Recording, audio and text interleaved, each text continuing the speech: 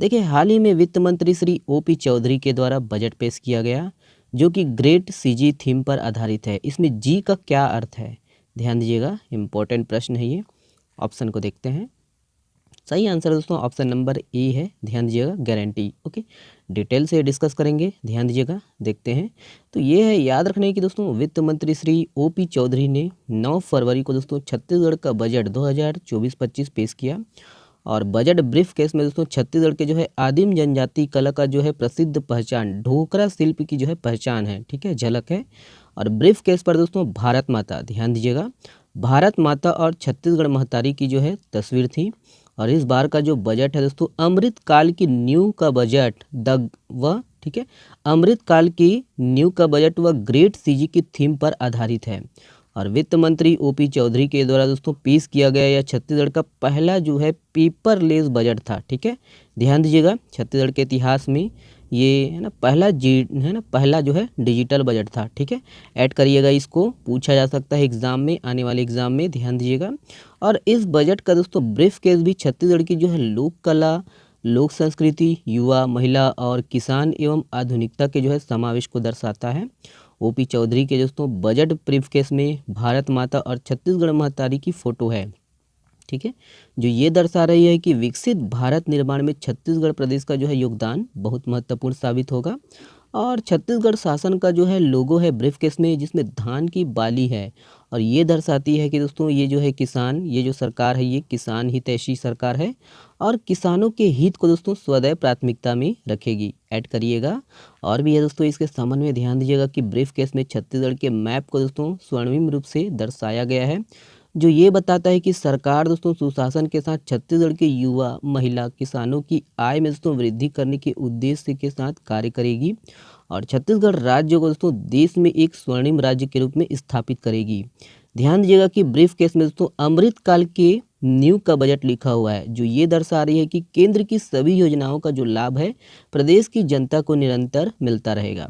और इसके साथ ही दोस्तों ब्रीफ केस के जो है पीछे ग्रेट सीजी लिखा हुआ है, जो गारंटी। जी का अर्थ क्या होता है? गारंटी, याद रखना।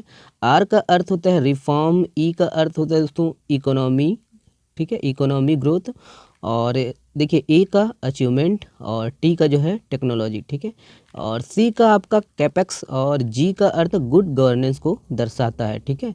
तो इतना कुछ है दोस्तों, इसको ऐड करिएगा। ओके, आगामी एग्जाम के लिए इम्पोर्टेंट है, इतना कुछ है, ठीक है। चलिए नेक्स्ट प्रश्न देखते हैं। ये है, देखिए छत्तीसगढ़ का पहला एस्ट्रो पार्क किस जिले में बनाया जाएगा? ये भी इम्पोर्टेंट प्रश्न है। देखते हैं ऑप्शन को। करेक्ट आंसर है दोस्तों ऑप्शन नंबर बी है, सूरजपुर। ओके, देखते हैं डिटेल से, ध्यान दीजिए। तो याद रखिएगा दोस्तों कि छत्तीसगढ़ का जो है पहला एस्ट्रो पार्क सरगुजा संभाग के जो है सूरजपुर जिले में बनाया जाएगा। सरगुजा संभाग के दोस्तों जसपुर, बलरामपुर, सूरजपुर और कोरिया जिले से दोस्तों होकर ये कर्क रेखा गुजरती है। और देश में सूरजपुर जिला का जो है भैंसा मुंडा एकमात्र ऐसा स्थान है दोस्तों जहाँ कर्क रेखा और भारतीय मानक समय रेखा एक दूसरे को काटती है। ध्यान दीजिएगा, भैंसा मुंडा। और यहाँ दोस्तों एस्ट्रो पार्क 2 एकड़ क्षेत्र में बनाया जाएगा, ठीक है। 2 एकड़ क्षेत्र में ये एस्ट्रो पार्क बनाया जाएगा। एस्ट्रो पार्क में पेड़ पौधों के अलावा 9 ग्रहों के जो है मॉडल भी तैयार किया जाएगा। और इस पार्क में दोस्तों मोबाइल तारामंडल का भी निर्माण किया जाएगा, ठीक है। तो इतना कुछ है दोस्तों, इसको ऐड करिएगा। ओके, देखिए हाल ही में कहाँ मगरमच्छों की गणना करने हेतु कोलकाता, हैदराबाद, दिल्ली व बिलासपुर से दोस्तों 25 भारतीय प्राणी सर्वेक्षण जो है इसकी टीम आए थे। तो ऑप्शन यहाँ पर है दोस्तों, ध्यान दीजिएगा। करेक्ट आंसर है दोस्तों ऑप्शन नंबर बी है, भैंसादरहा, ठीक है। ध्यान दीजिएगा, भैंसादरहा। देखते हैं डिटेल से। तो ये है, याद रखिएगा कि बस्तर जिले के जो है कांगेर घाटी राष्ट्रीय उद्यान में भैंसादरहा है। और यहाँ मगरमच्छों को दोस्तों उनके जो है स्वाभाविक परिवेश में रखा गया है। और भैंसादरहा जगदलपुर से 58 किलोमीटर की दूरी पर स्थित है। और हाल ही में दोस्तों यहाँ पर जो है मगरमच्छों की गणना करने के लिए कोलकाता, हैदराबाद, दिल्ली व बिलासपुर से 25 भारतीय प्राणी सर्वेक्षण टीम यहाँ आए हुए थे। और जानकारी के मुताबिक दोस्तों यहाँ पर जो है 35 मगरमच्छ मौजूद हैं। ओके, और भी है, ध्यान दीजिएगा कि यूनेस्को की जो है सूची में कांगेर वैली नेशनल पार्क को शामिल करने की जो है मांग पिछले 40 सालों से दोस्तों उठ रही है। और पाषाण कालीन जो है यहाँ पर पाषाण युगीन चट्टानें, गुफाएं, जैव विविधता को सहेजे हुए कांगेर घाटी पर है ना शोध भी हुआ है। और गुप्तेश्वर क्षेत्र की जो है सबरी नदी में दूर तक जो है फैली चट्टानों को बस्तर की सबसे पुरातन माना जाता है। ठीक है, तो इतना कुछ है दोस्तों, ये सब है ना, न्यूज़पेपर के आधार पर है, ऐड करिएगा। ओके, देखिए मैन पाट महोत्सव का आयोजन कब से किया जाएगा, तो कब से किया जाएगा ध्यान दीजिएगा। करेक्ट आंसर है दोस्तों ऑप्शन नंबर ई 23 फरवरी। ठीक है, ध्यान दीजिएगा। तो भैया याद रखिएगा दोस्तों कि सरगुजा जिला में मैन पाट महोत्सव 2024 का जो आयोजन है ना 23, 24 और 25 फरवरी को किया जाएगा। और मैन पाट में रोपाखार है ना, रोपाखार जलाशय के दोस्तों निकट यह महोत्सव का जो है आयोजन किया जाता है। ठीक है, रोपाखार जलाशय ऐड करिएगा इसको भी। ओके, देखिए हाल ही में चर्चित बोड़ा यह किस जिले में पाया जाता है, इम्पोर्टेंट प्रश्न है, ध्यान दीजिएगा। ऑप्शन यहाँ पर है और इसका जो सही आंसर है दोस्तों ऑप्शन नंबर ई है बस्तर। ओके, डिटेल से देखते हैं, ध्यान दीजिए इसके संबंध में। तो ये है, याद रखिएगा दोस्तों कि बोड़ा आलू के समान दिखने वाला दोस्तों एक प्रकार का जो है ये कंद है। और ये सरई वृक्ष के जंगलों में दोस्तों बरसात के मौसम में उगता है। और पहली बरसात के तुरंत बाद दोस्तों ये अपने आप ही ज़मीन के अंदर है ना ये उपजते हैं। और बोड़ा का जो ऊपरी छिलका है थोड़ा कड़ा होता है दोस्तों, जिसके अंदर बहुत ही स्वादिष्ट और पौष्टिक गूदा होता है। बोड़ा 2 प्रकार का होता है दोस्तों, याद रखना, जात बोड़ा और राखड़ी बोड़ा। ठीक है, याद रखिएगा। कौन कौन खाए हो आप लोग कमेंट्स करिएगा। ठीक है, इसका स्वाद कैसे रहता है बताइएगा। ठीक है, चलिए नेक्स्ट प्रश्न देखते हैं। ये है, देखिए राजिम कुंभ कल्प की शुरुआत कब से की जाएगी, ऑप्शन यहाँ पर है, ध्यान दीजिएगा। करेक्ट आंसर है दोस्तों ऑप्शन नंबर बी 28 फरवरी। ओके, देखते हैं डिटेल से, ध्यान दीजिए। तो याद रखिएगा कि राज्य सरकार ने दोस्तों राजिम मांगी पुन्नी मेले का जो है नाम बदल दिया है और इसे अब दोस्तों राजिम कुंभ कल्प के नाम से जाना जाएगा। और प्रदेश में राजिम में दोस्तों त्रिवेणी संगम पर ध्यान दीजिएगा 28 फरवरी से राजिम कुंभ मेले का जो है आयोजन किया जाएगा। ठीक है, राजिम कुंभ की शुरुआत कब से, 28 फरवरी से। और यही है कि राजिम कुंभ कल्प का जो आयोजन है 28 फरवरी से 8 मार्च तक होगा। ठीक है, चलिए देखिए हाल ही में चर्चित गढ़ बोदरा गांव यह किस जिले में स्थित है, तो ऑप्शन यहाँ पर है, ध्यान दीजिएगा दोस्तों। इसका जो सही आंसर है दोस्तों ऑप्शन नंबर सी है बस्तर। ओके, ध्यान दीजिएगा इसके संबंध में। तो ये है, याद रखिएगा कि बस्तर जिला के अंतर्गत दोस्तों जगदलपुर जिला मुख्यालय के है ना इसके अंतर्गत आपका ये गढ़ बोदरा गाँव है। और इस गांव में दोस्तों छिंदक नागवंशी राजाओं द्वारा दोस्तों बनवाया गया पुराना किला का जो है भग्नाशेष है, इसीलिए इस गांव का जो नाम है क्या पड़ा है, गढ़ बोदरा पड़ा है। ठीक है, गढ़ बोदरा। ओके, और ये जो किला है दोस्तों छिंदक नागवंशी शासक मधुरांतक का है, जो कि 962 वर्ष पुराना है। और यहाँ भगवान विष्णु और लज्जा गौरी और आपका पार्श्वनाथ की जो है ये दुर्लभ प्रतिमाएँ यहाँ पर है। और ये गांव दोस्तों इंद्रावती और मार्कंडी नदी के जो है संगम के ठीक ऊपर स्थित है। और इन दोनों नदियों के मध्य दोस्तों 10वीं और 11वीं शताब्दी में दोस्तों इस किले का जो है निर्माण हुआ है। ओके, ये सब ऐड करिएगा, हिस्ट्री के दृष्टिकोण से है। और ये है दोस्तों कि किले की जो है दीवार पर जैन धर्म के 23वें तीर्थंकर पार्श्वनाथ की जो है प्रतिमा है, जिसे ग्रामीण द्वार मुड़िया कहते हैं। और यहाँ भगवान विष्णु और लज्जा गौरी की जो है दुर्लभ प्रतिमा है, ग्रामीण इसे दोस्तों लोहड़ी आया के नाम से पूजते हैं। और बोदरा के दोस्तों अन्य मावली प्रतिमा के अलावा पत्थरों की जो है लंबी कतार है यहाँ पर। यहाँ नदी किनारे दोस्तों गाड़े गए एक पत्थर को दोस्तों हाथी बांधा भी कहते हैं। ठीक है, तो ये सब है, ऐड करिएगा इसके संबंध में। ओके, ध्यान दीजिएगा दोस्तों कि 1060 ईस्वी के आसपास दोस्तों छिंदक नागवंश के राजा जो है जगदेक भूषण धारावर्ष की जो है मृत्यु हो गई थी। और उनकी मृत्यु के पश्चात दोस्तों इस क्षेत्र में कुख्यात नागवंशी नरेश मधुरांतक देव ने 5 अक्टूबर है ना 1065 से पूर्व दोस्तों अधिकार कर लिया। ठीक है, याद रखिएगा ये। और उस समय ये जो क्षेत्र है दोस्तों याद रखना है मधुर मंडल के नाम से चर्चित था और इसे दोस्तों गढ़ बोदरा कहते हैं। ध्यान दीजिएगा कि जनश्रुति है कि मधुरांतक देव की जो है पुत्र की ये है आकस्मिक मौत के बाद उसने दोस्तों बोदरा गांव जो है बोदरागढ़ छोड़ दिया। ठीक है, चलिए नेक्स्ट प्रश्न देखते हैं। ये है, देखिए, हाल ही में किस जिले के मस्तूरी क्षेत्र के इटावा पाली स्थित ऐतिहासिक मंदिर से 10वीं-11वीं शताब्दी की दुर्लभ भांवर गणेश जी की मूर्ति चोरी हो गई है। काफ़ी चर्चा में है दोस्तों, ध्यान दीजिएगा ये ऑप्शन को। और करेक्ट आंसर है दोस्तों option number B, Bilaspur. Okay, ध्यान दीजिएगा। तो ये है दोस्तों, ध्यान दीजिएगा कि बिलासपुर जिला के जो है मस्तूरी क्षेत्र के इटावा पाली स्थित ऐतिहासिक मंदिर से 10वीं-11वीं शताब्दी की जो है दुर्लभ भांवर गणेश जी की जो है मूर्ति चोरी हो गई है। और ये क्षेत्र मस्तूरी एरिया तो ये है ही ऐसी आपराधिक गतिविधियों वाला, ठीक है। और लगभग 10 करोड़ रुपए की जो है कीमत वाली काले ग्रेनाइट की ये जो मूर्ति है करीब 4 फीट ऊंची और 65 किलो वजनी है। और ये भी ऐड करिएगा कि ये जो मूर्ति है दोस्तों है ना 4 बार चोरी हो चुका है पहले भी।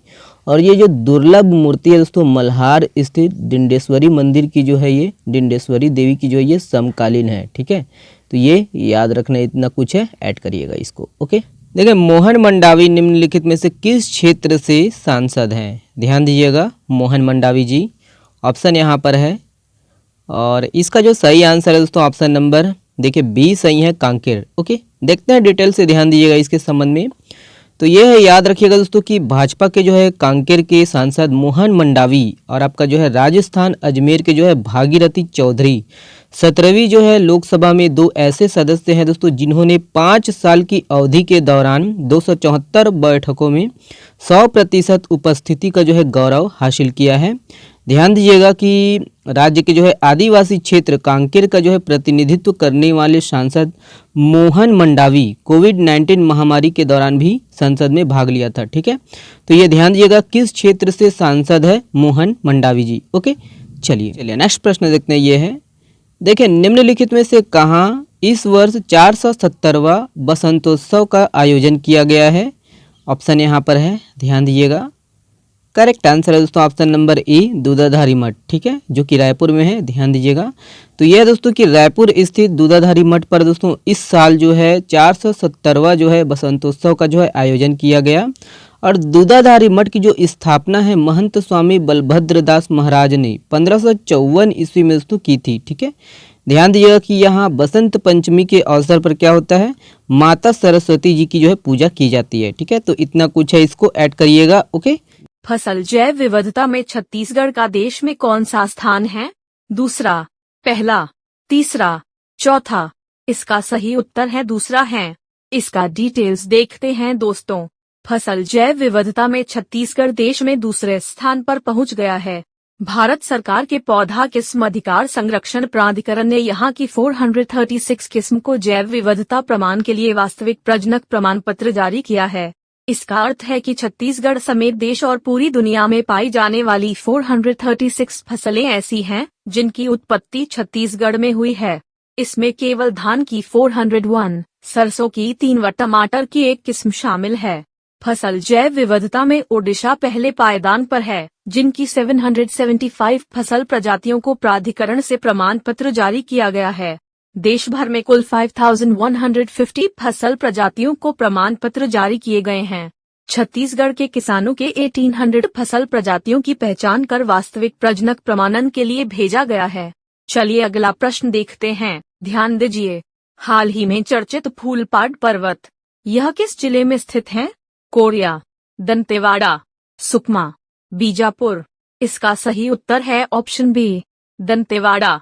ओके, चलिए देखते हैं इसके संबंध में डिटेल्स से। देखिए, राज्य के दंतेवाड़ा जिले के विकास खंड कुआकोंडा से कुछ दूरी पर स्थित ग्राम पालनर से 7 किमी दूरी पर फूलपाड़ पर्वत है। यहीं से दंतेवाड़ा जिला का सबसे ऊंचा झरना फूलपाड़ झरना निकलता है। यह झरना बैलाडीला पहाड़ी से निकलकर अरनपुर घाटी से होता हुआ बहती है। फूलपाड़ पर्वत से गिरने के कारण फूलपाड़ झरना कहलाता है। ये सब ऐड करिएगा। ओके, नेक्स्ट प्रश्न देखिए। राज्य में दिल्ली, महाराष्ट्र और उत्तर प्रदेश की तरह यहाँ भी एटीएस थाना की स्थापना की जाएगी। इसका पूरा नाम क्या है? टेररिस्ट सीटम, टेररिस्ट सीसू, टेररिस्ट स्क्वाड। ये माले कोनो नहीं। इसका सही उत्तर है ऑप्शन सी, टेररिस्ट स्क्वाड। चलिए इसके संबंध में डिटेल्स देखिए। ध्यान दीजिए कि राज्य में दिल्ली, महाराष्ट्र और उत्तर प्रदेश की तरह यहाँ भी एंटी टेररिस्ट स्क्वाड एटीएस थाना की स्थापना की जाएगी। यहाँ सिमी, IM जैसे कई प्रतिबंधित आतंकी संगठनों के खिलाफ जांच हो सकेगी। अब तक BVATS प्रतिबंधित संगठनों से जुड़े लोगों पर कार्रवाई कर संबंधित क्षेत्र के थाने को देती थी। इस साल राज्य का पहला ATS थाना खुल जाएगा। ओके दोस्तों, ये सब ऐड करिएगा। ये वाला प्रश्न देखिए, हाल ही में चर्चित कोसार टेढ़ा बांध यह किस जिले में स्थित है? सुकमा, बस्तर, कांकेर, धमतरी। इसका सही उत्तर है ऑप्शन बी, बस्तर। चलिए इसका डिटेल्स देखते हैं। ध्यान दीजिएगा, ये आगामी एग्जाम के लिए इम्पोर्टेंट है। देखिए, कोसार टेढ़ा बांध यह बस्तर जिला में स्थित है। यह बस्तर संभाग की सबसे बड़ी एकमात्र सिंचाई परियोजना है। वर्ष 2008 में बनकर तैयार हुए इस बांध का लोकार्पण 2009 में किया गया था। यह बांध छत्तीसगढ़ की एकमात्र मध्यम सिंचाई परियोजना है। इस डैम की कुल लंबाई लगभग 24.80 किलोमीटर है। देखिए ये वाला प्रश्न, प्रौढ़ शिक्षा अभियान अब किस नाम से जानी जाएगी? सबके लिए शिक्षा, सभी के लिए शिक्षा, पुरुषों के लिए शिक्षा, इनमें से कोई नहीं। इसका सही उत्तर है सबके लिए शिक्षा। ध्यान दीजिए, इसके संबंध में डिटेल्स देखते हैं। प्रौढ़ शिक्षा अभियान अब सबके लिए शिक्षा के नाम से जानी जाएगी। आजादी से ही वयस्कों के लिए चलाए जा रहे शिक्षा अभियान को प्रौढ़ शिक्षा नाम से जाना जाता रहा है। 75 साल बाद इसके नाम में बदलाव किया गया है। ध्यान दीजिए ये वाला प्रश्न, हाल ही में काजी नेमू को किस राज्य का राजकीय फल घोषित किया गया है? मध्य प्रदेश, बिहार, पंजाब, हरियाणा, असम। इसका सही उत्तर ऑप्शन डी है, असम। इसके संबंध में डिटेल्स देखिए। काजी नेमू असम का राजकीय फल घोषित किया गया है। काजी नेमू एक तरह का नींबू है। काजी नेमू को उसकी अनोखी सुगंध और स्वाद के लिए जाना जाता है। ध्यान दीजिए कि यहाँ का CM हेमंत बिस्वा शर्मा है। बैटल नॉट येट ओवर यह किसकी आत्मकथा है? विश्वभूषण हरिचंदन, रमन सिंह, भूपेश बघेल, इनमें से कोई नहीं। इसका सही उत्तर है ऑप्शन ए, विश्वभूषण हरिचंदन। किस विभाग के द्वारा न्योता भोजन योजना लागू करने का निर्णय लिया गया है? स्कूल शिक्षा विभाग, खनिज विभाग, गृह विभाग, स्वास्थ्य विभाग। इसका सही उत्तर है ऑप्शन ए, स्कूल शिक्षा विभाग। ध्यान दीजिए दोस्तों की स्कूल शिक्षा विभाग ने न्योता भोजन योजना लागू करने का निर्णय लिया है। इस योजना के तहत बच्चों को पूरा भोजन नहीं बल्कि केवल मिठाई, नमकीन अथवा फल प्रदान कर सकेंगे। न्योता भोजन हेतु किसी प्रकार का कैश अथवा चेक स्वीकार नहीं किया जाएगा। प्रधानमंत्री पोषण शक्ति निर्माण मध्याह्न भोजन के तहत भारत सरकार द्वारा गाइडलाइन में दिए गए तिथि भोजन को छत्तीसगढ़ में न्योता भोजन के नाम से लागू किया जा रहा है। यह योजना सामुदायिक भागीदारी पर आधारित है। भारत में विभिन्न त्योहारों अथवा विशेष अवसरों जैसे वर्षगांठ, जन्मदिन, विवाह अथवा राष्ट्रीय पर्व पर लोगों को भोजन कराने की परंपरा है। इसी आधार पर स्कूली बच्चों के लिए न्योता भोजन योजना लागू की जा रही है। ओके, ये सब ऐड कीजिएगा मालिक। ये वाला प्रश्न देखिए, भारत का पहला पूर्णतः स्वचालित फिश फीड प्लांट किस जिले के सुखरी में स्थापित है? बिलासपुर, दुर्ग, कोरबा, राजनांदगांव। इसका सही उत्तर है ऑप्शन डी, राजनांदगांव। ध्यान दीजिए दोस्तों की भारत का पहला पूर्णतः स्वचालित फिश फीड प्लांट राजनांदगांव के सुखरी में स्थापित है।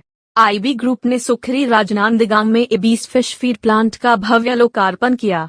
यह प्लांट जलवायु अनुकूल फ्लोटिंग फिश फीड का उत्पादन करता है। ठीक है, ये सब ऐड कीजिएगा। चलिए नेक्स्ट देखते हैं। ध्यान दीजिए ये प्रश्न इम्पोर्टेंट है।